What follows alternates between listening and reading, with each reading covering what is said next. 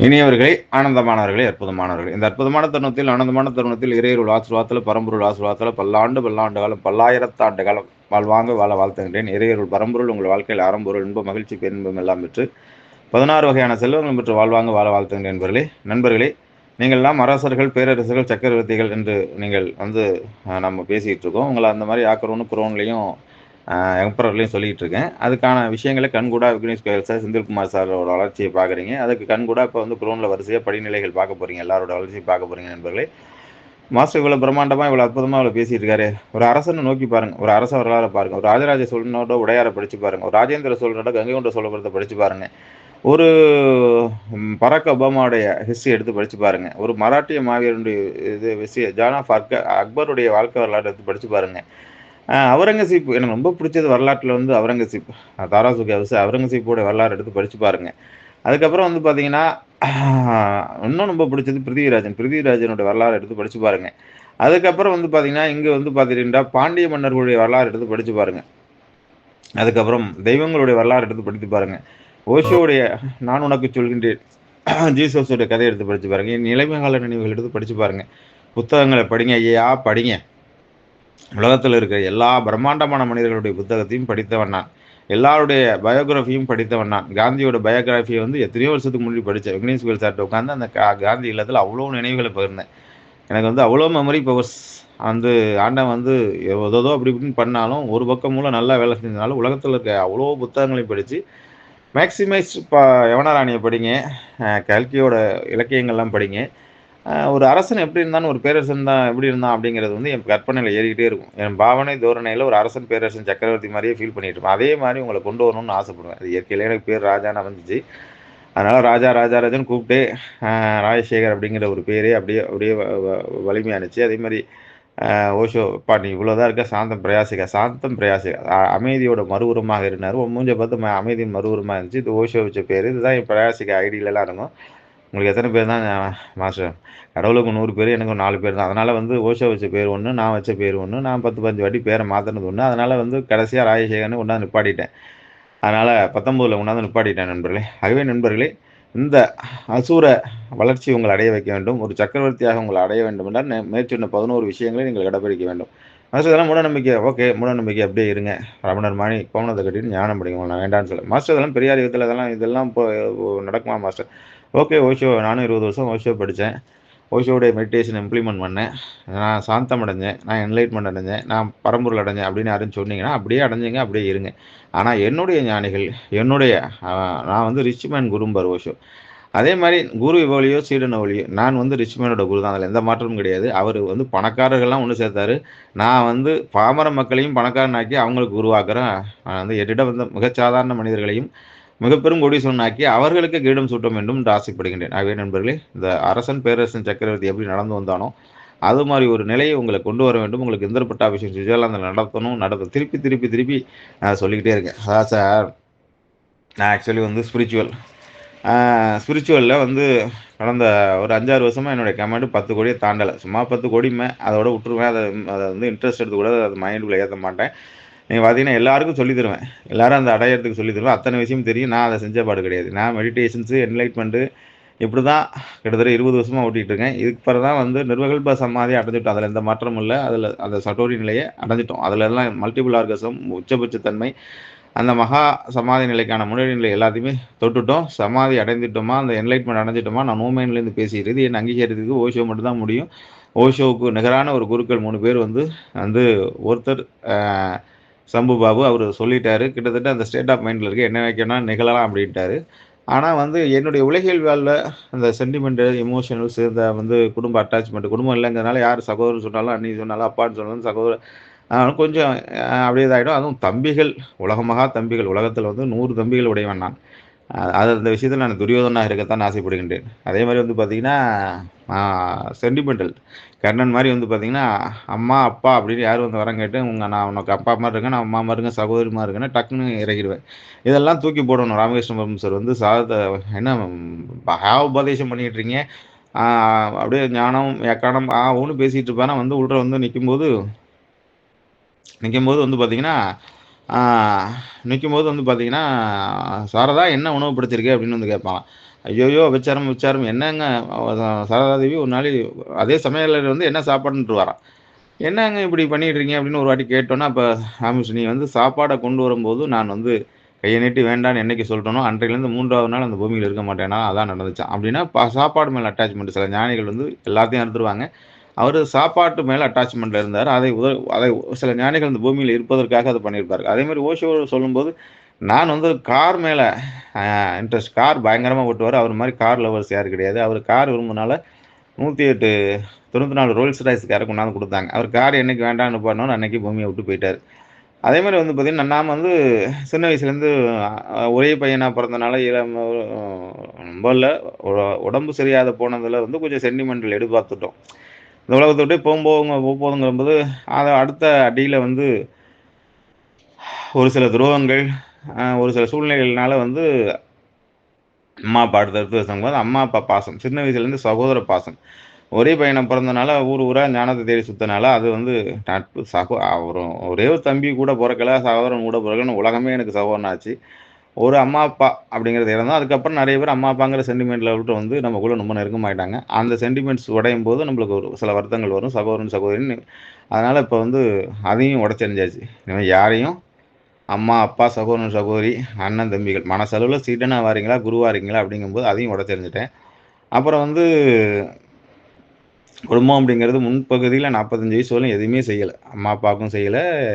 அவங்க ஹாஸ்பிட்டல்ல வச்சு காப்பாத்தும்போது, அன்றைய லெவல்ல வந்து ஹார்ட் அட்டாக் வந்துச்சு. நம்மளுக்கு இன்றைய லெவல்ல சினிமாவுல உச்சத்துல இருந்தோம். அதுக்கு முன்னாடி கூட வந்து ஒரு ரூ. 10,00,00,000 அப்பா கையில இருந்துச்சு. அதுக்கப்புறம் ஒரு சூழ்நிலை ரூ. 1,00,000 கூட கையில இல்லாம கவர்மெண்ட் ஹாஸ்பிட்டல்ல வச்சு காப்பாத்த முடியாம கூட அவங்கள விட்டுட்டோம். கவர்மெண்ட் ஹாஸ்பிட்டல்ல தான் வச்சு பார்த்தோம். ஆனா கடைசி நிமிஷம் வரலும் அந்த அம்மாவுக்கான சேவை செஞ்சோம் 1 மாசம் எல்லாருமே.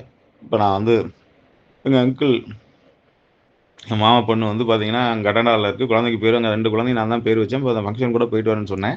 தஞ்சாவூர்ல இருந்தேன். வேலை மட்டும் மெட்ராஸ்லேருந்து தஞ்சாவூர் போயிட்டு வரும்போது, அது கூட கண்ணீர் விட்டுச்சு.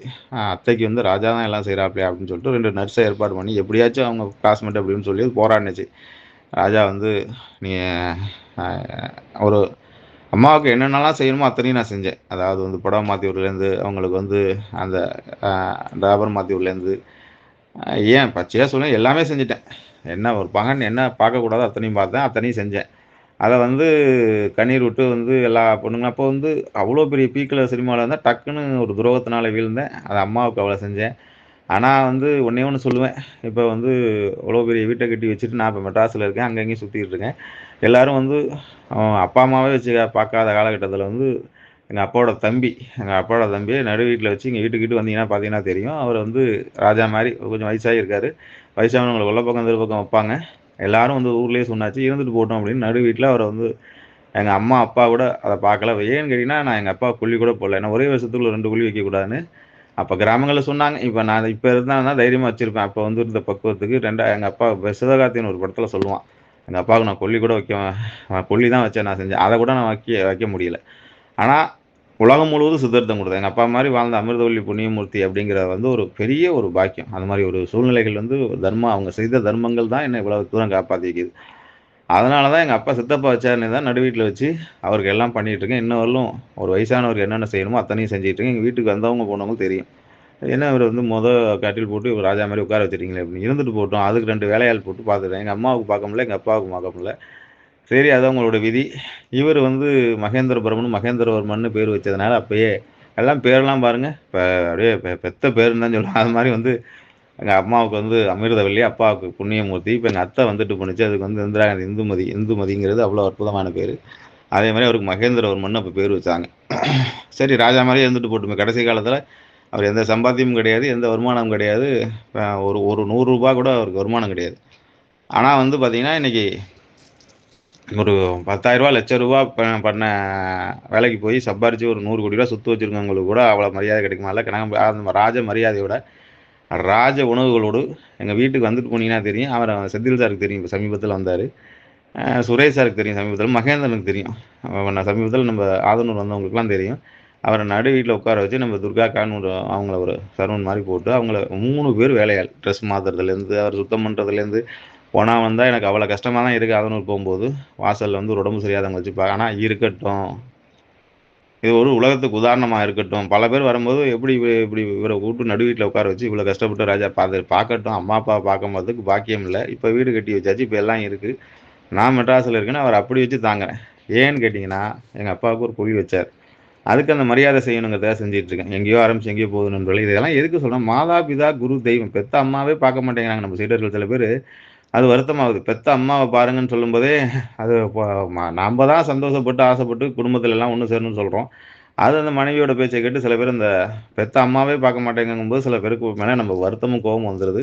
அது எதையாச்சும் ஒண்ணு சொல்லி போடுறோம். அது வந்து நம்மளும் மனசுல வச்சுட்டு பேச மாட்டேங்கிறோம். சில மன வருத்தங்கள் ஆகுது. அதனால இனிமே எந்த குடும்பத்தோட அட்டாச்மெண்ட் ஆகுறதும் இல்ல. யாருக்கும் குடும்பமா அட்டாச் ஆகுறதும் இல்லன்னு முடிவு பண்ணிட்டேன். அதனால குரு, சிஷ்ய உறவுகள்ல நம்ம வந்து உலகத்துல என்னென்ன சாதிக்கணுமோ அத்தனையும் சாதிச்சுருவோம். அதனால நண்பர்களே, நான் அந்த பந்தத்தை விட்டுவிட்டேன். நான் என்னுடைய அம்மாவாக, அப்பாவாக, குழந்தையாக, சகோதரனாக, அ நண்பனாக நண்பன்லாம் விட்டுருக்கேன். அதுவும் வந்து அதனால உலகத்துல குருவா இருந்திருப்போம், சீடனா இருந்திருப்போங்கிற அ ஆ ஒரு முடிவுக்கு அடி அடி அடின்னு அடிச்சு பாசம் வைப்பியான்னு அடிச்சு ரவுண்டு கட்டி அடிச்சு கீழ இறக்குன சில நம்ம குழு தியானிகள் மூலியமாக அத அத வந்து அடி தலைகீழ தொங்க விட்டதுனால அத விட்டேன். கடைசியா நேத்து இன்னும் அடி செம்மட்டியால ஒரு அடி அடிக்கிறேன்னு அடிச்சதுனால, இது வந்து ஓஷோவோட வாழ்க்கையிலயும் இந்த சீடர் குரு சீட உறவுகள்ல ஒரு நாளைக்கு ஒரு பிரச்சனை இல்ல. ஒரு நாளைக்கு 100 1,00,000 பிரச்சனை வரும். எனக்கு சும்மா ஒரு நாளைக்கு 1 இல்ல 15 நாளைக்கு 1, 20 நாளைக்கு 1 வரும். இவ்வளோ 1000 குரு வச்சு நடத்திட்டு இருக்கவனுக்கு, அதுவும் வந்து சென்டிமென்ட்னால வருது. அதையும் இன்னைக்கு வந்து இன்றைய அதிகாலை உரையில உற்றுவோம் அப்படின்னு முடிவு பண்ணிட்டேன். ஆகவே நண்பர்களே, இனிமேல் எல்லோருக்கும் நான் குரு மட்டும்தான். எல்லோரும் என்னுடைய சீடர்கள் மட்டும்தான். ஆகவே நீங்க என்னோட போட்டி போட்டு எனக்கு மிஞ்சின சீடர் குருவானாலும் சந்தோஷம் தான். நான் வரவேற்கிறேன். வருக வருக வருக என்று வரவேற்கின்றேன். என்னை பொறுத்தவரையிலும் சிவன் வந்து அடியார்க்கு அடியாராக இருக்கதான் 63 நாயன்மார்களாக இருப்பதான் எல்லாருமே சீடர்களா அடியார்க்கு அடியார். நானும் உங்களுக்கு அடியாருக்கு அடியானாக இருந்து சேவை செய்வதை தான் விரும்புகின்றேன். சிவன் அடியார்களாக இருந்து உங்களுக்கு சேவை செய்வதை நான் விரும்புகின்றேன். 63 நாயன்மார்கள் நான் தொகுத்து சொல்லுவேன் எல்லா இடத்துலயும். அது எனக்கு ரொம்ப பிடிச்சது கண்ணப்ப நாயனார். அதுக்கப்புறம் எங்க ஊர்ல பிள்ளைகரிப்ப நடந்து பார்த்தா சிறுதொண்ட நாயனார். இப்படி நிறைய நாயன்மார்களுடைய வரலாறுகளை படிச்சிருக்கேன். அப்போதையடிகள் திருநாவுக்கரசு பெருமானை பத்தி படிச்சிருக்கேன்.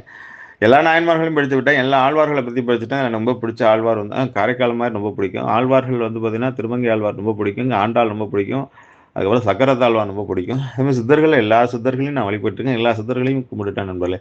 ஆகவே நண்பர்களே, உலகத்தில் ஒரு விஷயத்தை நீங்க பெருமைப்பட்டுக்கலாம். இன்னைக்கு யார் ஓஷோ லைவ்ல இல்ல. ஓஷோ இருந்தால் அதை எந்த விஷயத்தை வசியம் பண்ணி உங்களுக்கு கொடுப்பாரோ அந்த ஒரு விஷயத்தை கொடுத்து விட்டேன். என்லைட்மெண்ட்ல ராஜா மாதிரி இருயா. 1000 அவரு கூட செய்யாத விஷயம். பணக்காரனா வா, ஏழை நான் வராதன்றுவார். அதுக்கெல்லாம் எனக்கு நேரம் இல்லைன்றவார். ஆனால் அவர் செய்யாத ஒரு விஷயத்தை நான் செய்கின்றேன். யார் வந்தாலும் வாங்க. உங்களை நான் பணக்காரன் ஆக்குறேன். உங்களை நான் கோடீஸ்வரன் ஆக்குறேன். உங்களுக்கு ஒரு கனவு மட்டும் இருந்தால் போதும் அப்படின்ட்டு. இதுக்கு வந்து காரணம் ரிச் மேனாக நம்ம மைண்டையும் உடலையும் மாற்றி விட்டு நம்மளை இப்படி ஒரு எம்பரர் மாதிரி நடவடை பாவனையில் கொண்டு வந்தது பார்த்தீங்கன்னா, எப்பொழுதும் 10 பேரோட இருக்கிறது. இது வந்து என்ன சின்ன பிள்ளையிலேருந்து அப்படி தான் இருப்பேன். அதுக்கு காரணம் சம்பு பாபு என்று சொல்லக்கூடிய சித்தான். அவருடைய மைண்ட் செட்டிங் தான் என்னை ஏற்றி விட்டு போயிட்டாரு. ஒரு ராஜா மாதிரி ரிச்னஸாக எப்படி வாழணும், ஆன்மீகத்தை சரியாக புரிய வச்சார். விவேகானந்தர் படிச்சுட்டு எல்லாத்தையும் விட்டுட்டு விவேகானந்த கேந்திரில் போய் சேரேன்னு சொன்ன ஒரு மனுஷனை அங்கே போயிருந்தேன்னா 10ஓட 11 ஆகி அப்படியே வந்திருப்பேன். அப்படியாப்பட்ட ஒரு மனுஷனை 20 வயசுல பட்டத்தேடி இன்னைக்கு வந்து உலகம் ஃபுல்லாக ஒரு இண்டிவிஜுவல் குருவாக மாற்றி இன்னைக்கு இவ்வளோ கெப்பாசிட்டி கொண்டு வந்ததுக்கு காரணம் சரியான புத்தகங்கள். எனக்கு நியூமராலஜி அறிமுகப்படுத்தினது அவர் தான். பண்டிட் சேதராமன் அறிமுகப்படுத்தினது அவர் தான். இப்போ ஐச்சாங்னு அந்த புத்தகம் போடுறேன். அதை அறிமுகப்படுத்தி இதை பற்றி எப்பயோ பேசியிருக்கேன். அதை அறிமுகப்படுத்தினது அவர் தான். அதை அறிமுகப்படுத்தினது அவர் தான். அதுக்கப்புறம் வந்து பார்த்தீங்கன்னா, இந்தந்த புத்தகங்கள் இப்படி படின்னு சொல்லிட்டு ஓஷோவுடைய அது கிருஷ்ணனுடைய லீலைகள், கிருஷ்ணனுடைய 5 பாகங்கள் இருக்கு. கிருஷ்ணா ஆனந்த நடனம். இன்னமும் நான் கையில அந்த புக்க வச்சிருப்பேன். ஆனந்த நடனம், கிருஷ்ணனுடைய வாழ்வில், கிருஷ்ணனுடைய தத்துவங்கள் அப்படின்னு எனக்கு கிருஷ்ணன் மேல ரொம்ப பயங்கர பாசம் வர வச்சு, மகாபாரதத்தை கரெக்ட்டா படிக்க வச்சு, அந்த ஓஷோ சொன்ன விவரங்கள குடுத்து, அது கேள்வி பதில குடுத்து, அதுக்கப்புறம் தம்மபதமும் படிச்சேன். அஷ்டவர்க்க கீதையை குடுத்து ரொம்ப நாள் படிக்க சொன்னாரு. அதையும் படிச்சேன். ஆனா வந்து என்னுடைய மனசுல நீண்டா நெடுங்க நின்னது வந்து கிருஷ்ணர் தான். அந்த 5 பாகங்கள் கிருஷ்ணனுடைய புத்தகங்கள படிச்சுட்டீங்கன்னா, வாழ்க்கையில உங்களால எல்லாமே மறக்க முடியாது. அதேமாரி பகவத்கீதை. அதுக்கப்புறம் படிக்காத புத்தகங்கள் இல்ல நண்பர்களே. எந்த சப்ஜெக்ட் கேட்டாலும் நீங்க நான் பதில் சொல்லுவேன். எந்த குருநாதர் அதே மாரி வந்து கற்றது கை மண்ணளவு கையாத உலகளவு.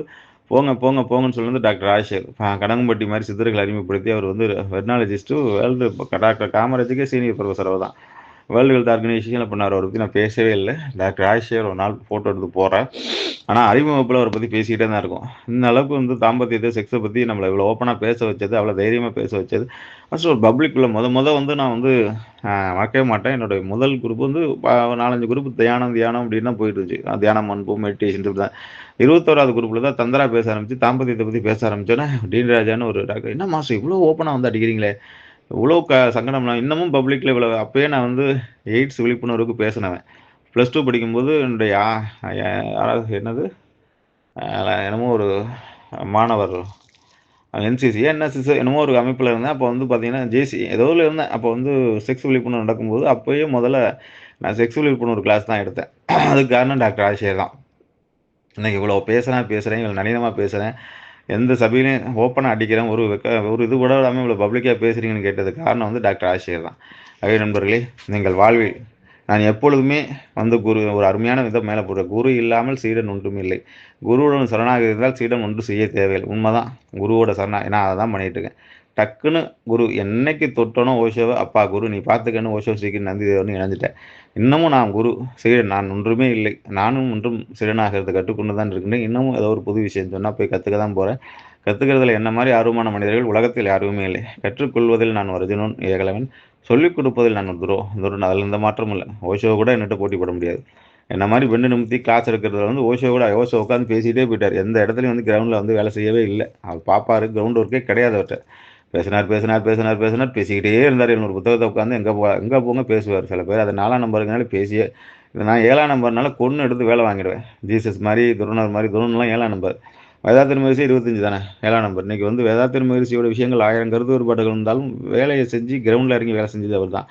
பாபா ராம்தேவ் வந்து பார்த்தீங்கன்னா இன்னும் காலைல ஓடிட்டு இருக்கார். 25 7ஆம் தேதி தான். ஆகவே நண்பர்களே, வேலை செய்கிறதுல துரோனா இருக்கிறதுல அது 7ல் அதிலும் கொஞ்சம் செவ்வாய் சேர்ந்துருச்சுன்னா முடிஞ்சு போச்சு. அவன் தான் உலகத்தில் பீஷ்மாச்சாரியார். பரசுராமரே வந்து பீஷ்மர்லாம் வந்து 7க்கு 7 தான். ஆகவே நண்பர்களே, இந்த அற்புதமான சூழ்நிலையில், ஆனந்தமான சூழ்நிலையில் அங்கங்கே நான் கொஞ்சம் பெண்டு நிமித்துற மாதிரி பேசுவேன், கடகடன்னு பேசுவேன். சில வந்து வலிக்கிற மாதிரி பேசுவேன். இந்த வலி தாங்கலைன்னா எப்போ நீங்கள் மேலே வர முடியும். அதனால் உங்களுடைய கேள்விகள் அனைத்துக்கும் நிவர்த்தி செய்து உங்களை வாழ்வில் அற்புதம், ஆனந்தம், பேரின்பம், மகிழ்ச்சி எல்லாத்தையும் பெற்று பல்லாண்டு காலம், பல்லாயிரத்து ஆண்டு காலம் வாழ்வாங்க வாழ வாழ்த்துகின்ற என்பர்களே. மேலே இருக்கிற விஷயங்களை வைங்க. அதுக்கப்புறம் வந்து குரு இல்லாமல் சீடன் வைங்க. இன்னைக்கு அடியார்க்கு அடியான் சிவனடியார்கள் 63 நாயன்மார்கள் தான் இன்றைக்கி நம்ம பேச போகிறோம். 63 நாயன்மார்களோட ஆசீர்வாதத்தில் குரு சுக்கிர பட்டாபிஷேகம் செய்ய போகிறோம். இன்று அதிகாலை வரையில் அந்த நாயன்மார்களுக்கு என்னுடைய வாழ்த்துக்களை தெரிவித்துக் கொண்டு பல்லாண்டு காலம், பல்லாயிரத்து ஆண்டு காலம் இந்த சிந்தனை இருக்கும் வரை வாழ்வில் அறம்பொருள் இன்பம், மகிழ்ச்சி, பெருன்பம் எல்லாம் பெற்று 16 வகையான செல்வங்களும் பெற்று வாழ்வாங்க வாழ வாழ்த்துகின்ற என்பதை வாழ்த்துக்கள். வாழ்கின்றன வாழிய பல்லாண்டு.